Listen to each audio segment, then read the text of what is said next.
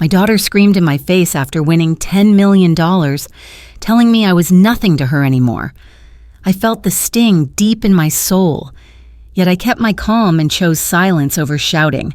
I walked away quietly. Carrying proof in my pocket, she never bothered to check. The drama was only beginning, not ending. I never thought I would live long enough to hear my own child spit venom at me. My name is Ione Waverly, 68 years old, a widow who worked a lifetime to raise a daughter I believed would carry my name with pride. Instead, she stood in the middle of her polished living room, her voice sharp as glass, screaming, "You won't get a penny of my money, old witch!" My heart clenched so hard I thought it might stop right there.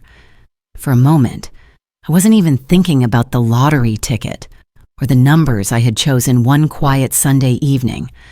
What stung deeper was the way my own flesh and blood looked at me, as though I were nothing more than an obstacle to her shine. The words hung in the air, sticky and cruel, echoing through walls that had seen me sacrifice every penny for her education, her comfort, her future. She didn't stop there. Draven, that man she called her boyfriend, stood smirking by the doorway. "She's dead weight, Miles," he muttered loud enough for me to hear. "You'll never get anywhere dragging her along." And before I could open my mouth, my daughter pressed her hands into my shoulders and shoved. I stumbled, my balance gone, the jolt rattling every bone. The slam of the door behind me cut through my chest like a blade. I stood frozen, listening to the silence that followed, broken only by Draven's low laugh. I wanted to scream, to pound the door, to demand respect. But I chose stillness. Sometimes silence slices sharper than words. I knew the neighbors could hear. Buckhead houses are too close together for secrets, yet no porch light flicked on, no curtain moved. Humiliation is heavier when witnessed in silence. Then the rain came. Atlanta storms have a way of sneaking up fast, and that night, the sky opened like it had been waiting. My suitcase hit the steps behind me, flung out without care.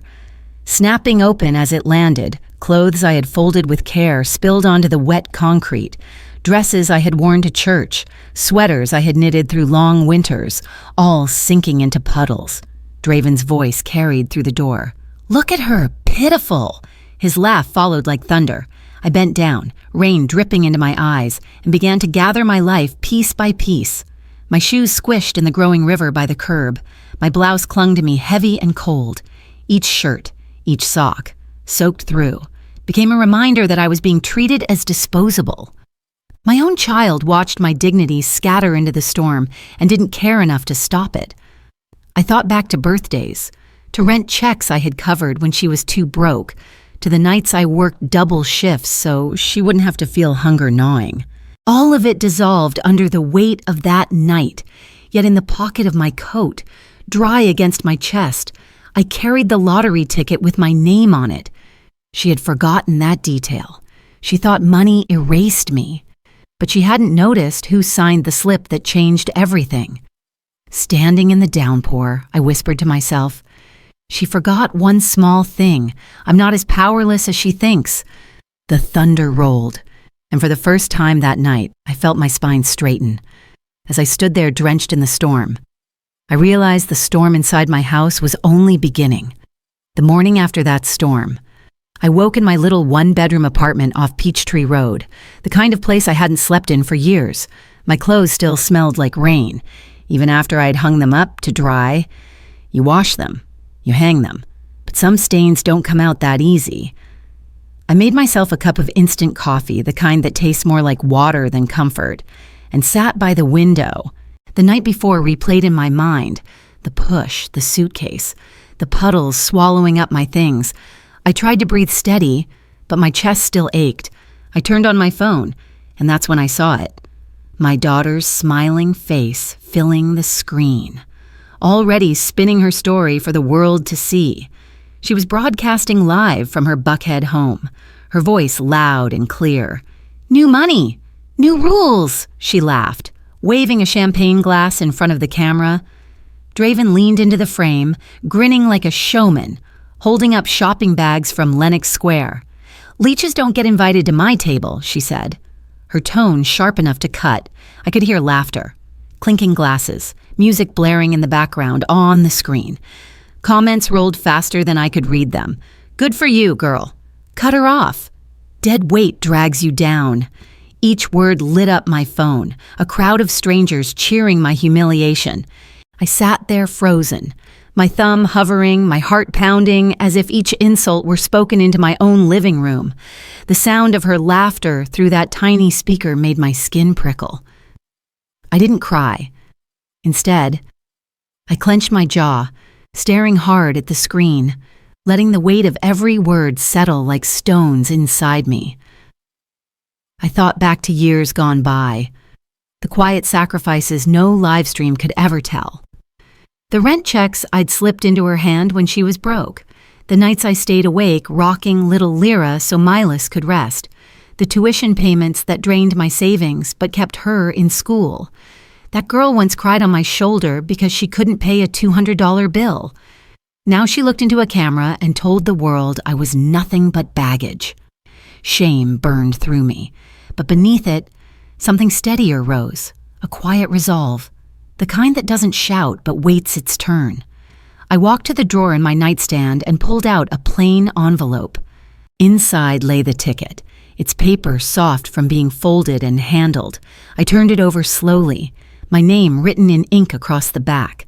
I remembered the Shell station in College Park, the bright lights humming overhead, Orson Mirek standing behind me in line that day.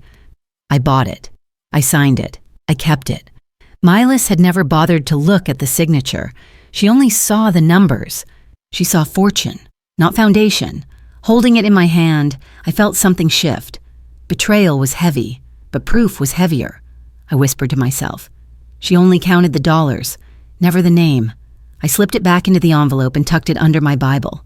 Its leather cover worn from years of prayers whispered in silence. Not yet, I told myself. Silence has power if you know how to use it.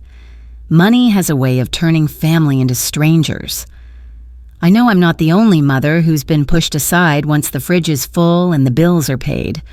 Folks forget quick who kept the lights on in the dark days. But storms pass, roots endure what branches can't. I slid the envelope shut, pressed my palm against it, and felt a calm settle over me. She may think I'm powerless, but she's wrong. Very wrong. A few days later, I found myself walking into Lenox Square Mall, clutching my worn purse against my side. After the storm, after the live stream, I wanted something simple. Just a new scarf to wrap around my shoulders. Sometimes you walk into a store just wanting to feel normal again. The marble floors shone under bright lights, luxury branding stamped on every storefront. Gucci, Louis Vuitton, Prada, names my daughter now flung around like confetti. I wasn't here to compete. I was here to remind myself I still belonged in the world outside her shadow. Yet as I stepped into the boutique, I felt eyes linger. The kind of eyes that say, "Does she fit here?" My gut twisted. I pushed the thought aside, pretending it was just nerves. But deep down, I knew humiliation had a way of finding me these days. I picked out a modest scarf. Nothing fancy, something with warm autumn colors that reminded me of church Sundays. At the counter, I handed over my card, steady and polite. The clerk swiped it once, then again. Her voice carried too far. "Ma'am, your card isn't working." Heads turned. I felt heat rise in my cheeks as she tried again, louder this time, like announcing my failure to the whole boutique, and then, as if the devil himself had timed it, Milas walked in, draped in designer fabric with two friends at her side. Draven trailed behind her, his smirk waiting for a target. "Well, look at this," Milas sang, her voice dripping with glee. "Guess money doesn't run in the family, huh?" The girls with her giggled. Draven leaned close enough for me to hear. "Told you she couldn't keep up." Laughter rippled through the store, soft at first, then spreading like wildfire. I wanted to melt into the floor. I swallowed the sting, forcing my breath steady, digging into my purse. I pulled out cash, wrinkled bills, but enough to cover the scarf. "Money comes and goes," I said softly, handing it over. "But dignity is harder to earn back." The clerk's face shifted, a flicker of shame crossing her eyes, but my daughter just rolled hers and strutted to the racks. I folded the scarf neatly into the bag, my hands deliberate, refusing to rush. I walked out slowly, each step a shield against their laughter. I caught Melis's gaze for a split second. Behind all her boasting, I saw hollowness, a shadow she couldn't hide under sequins. That look told me everything. Her empire wasn't built as solid as she pretended. As I left, my chest still burning, I made myself a vow. This public shaming would not vanish into thin air. They thought they'd silenced me with laughter, but I was already holding the storm they couldn't see coming. 1 week after that scene at the boutique, I found myself sitting in a community center hall, staring at a long, folding table covered with paper plates and fried chicken from a catering tray. They called it a family dinner meeting, but I knew better. Sometimes they dress up betrayal as family time. The air felt heavy, thick with unspoken words. Some cousins smiled too wide. Others kept their eyes down. I held my purse close, reminding myself that even if they thought I was outnumbered, I still carried truth in my hands. For a moment, I let myself hope that maybe, just maybe, my daughter had come to her senses. But deep down, my spirit braced for another storm. As soon as Melis walked in, any illusion of peace cracked. She swept into that hall like she owned more than just the lottery winnings. "This is my life now," she announced, settling at the head of the table. Relatives shifted, some nodding eagerly, others glancing at me with shame in their eyes. Draven sat beside her, arms folded, smirking like a man who enjoyed the spectacle. When I spoke of respect, of the family values that once bound us, he cut me off with a snide remark. "Dead weight doesn't get a say." My daughter didn't correct him, she laughed. I tried to stay calm, reminding them of the sacrifices I had made, rent covered, tuition paid, nights spent caring for Lyra when no one else could. The noise grew louder, voices overlapping, accusations tossed like darts. At one point, a paper plate slammed onto the table, food scattering, grease staining the cheap plastic cloth.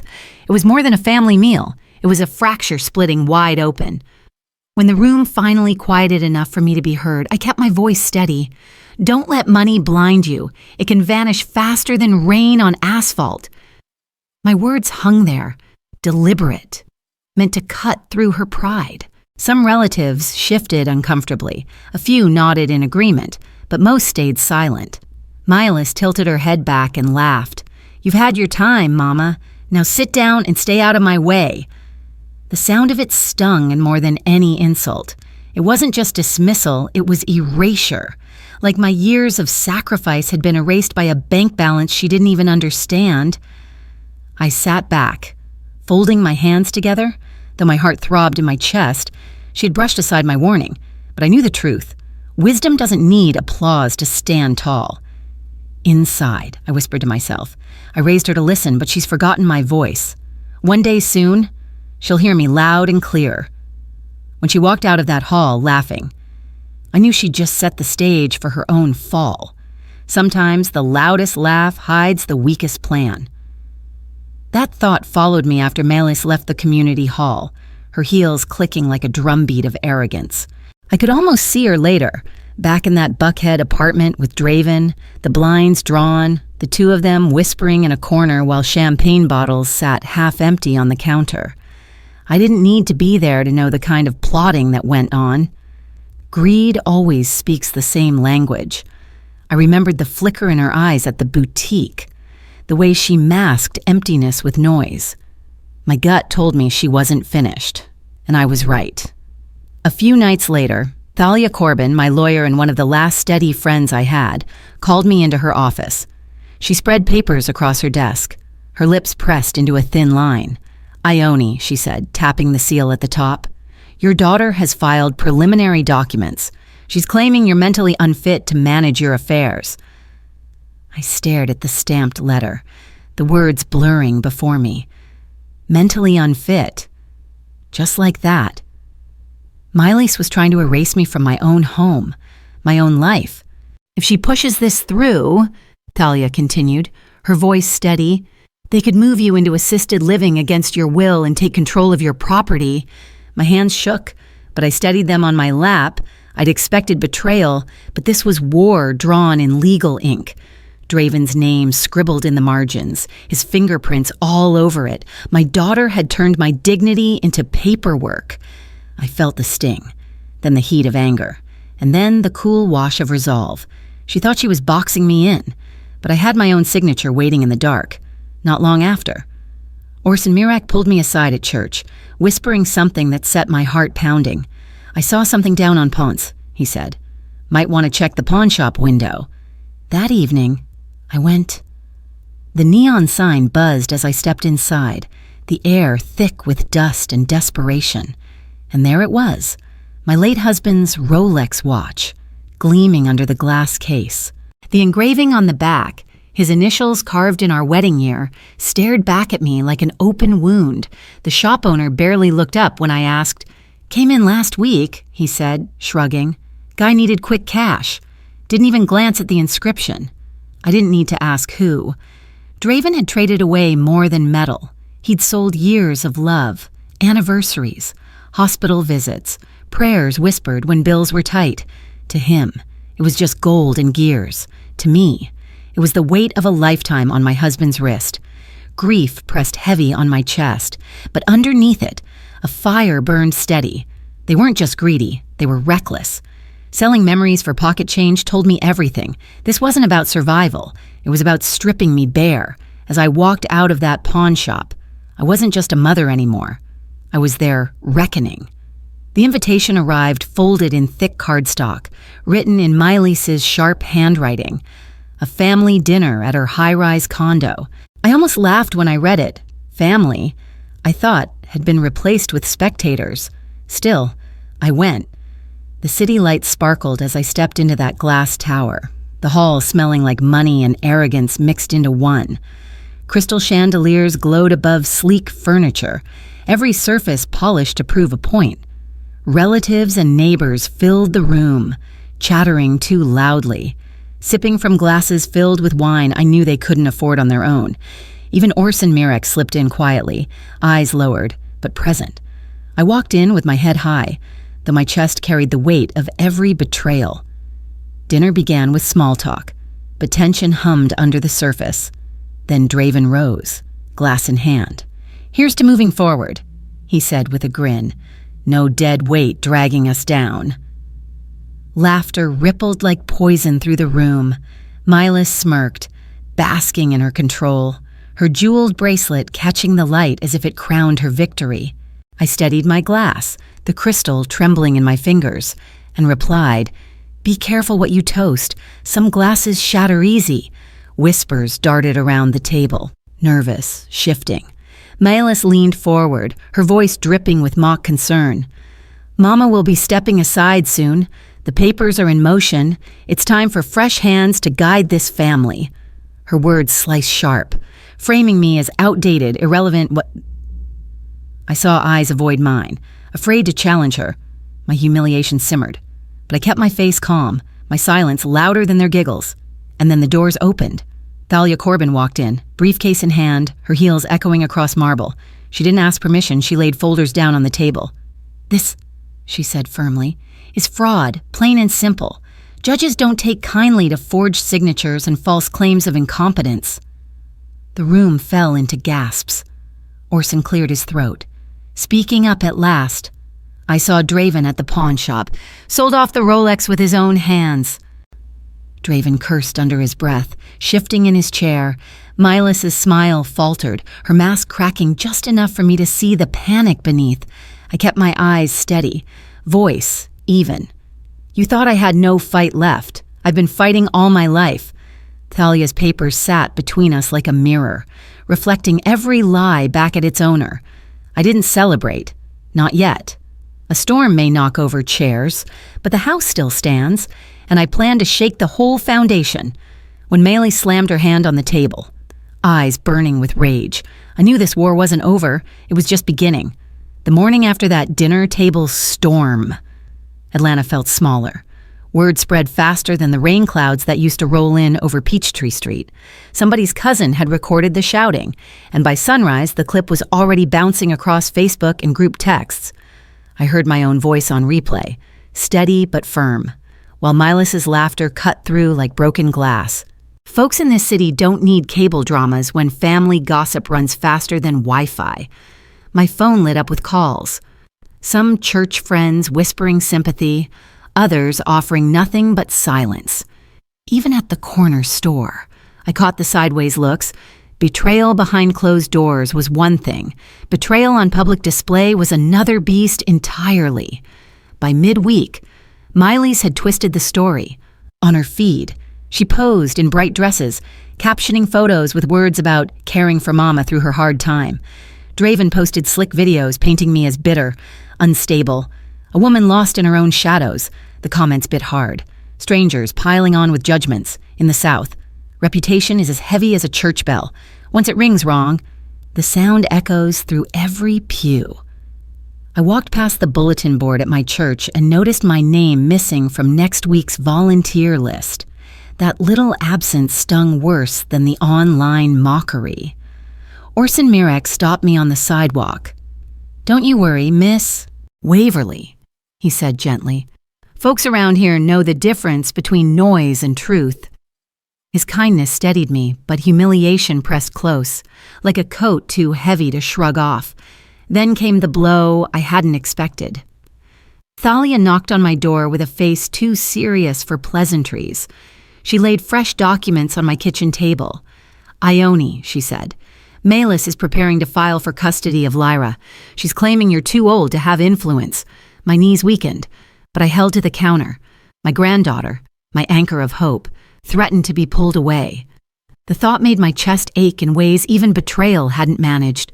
"If she takes Lyra," I whispered, "she takes the last piece of family I have left." Grief surged first, then fear, then something hotter, fiercer.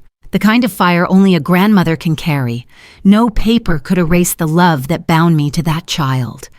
That night, I walked circles in my kitchen, coffee cooling in my hand. I've lived long enough to know when storms are bluffing and when they're about to tear your roof off. I muttered. This wasn't a bluff. Thalia spread out files proving Milas's recklessness, pawn receipts, fraudulent filings, every careless footprint left behind. Orson offered to testify, ready to tell anyone what he'd seen at that pawn shop. Sabine Harlow, the nanny who had rocked Lyra through her fevers, called and promised, "I'll stand up for you. I'll tell the court what kind of woman you are." Slowly, piece by piece, my side of the battle lined up. Cautious hope stirred where despair had tried to take root. Still, I couldn't ignore the larger truth. All across America, elders are treated like burdens, tucked away and silenced. These days, folks put their mamas in storage units called nursing homes and forget the lights are still on inside. I refused to be boxed away. My fight wasn't just mine. It belonged to every parent dismissed by children who thought money meant wisdom. The next morning, the mail brought the official notice, an emergency court hearing.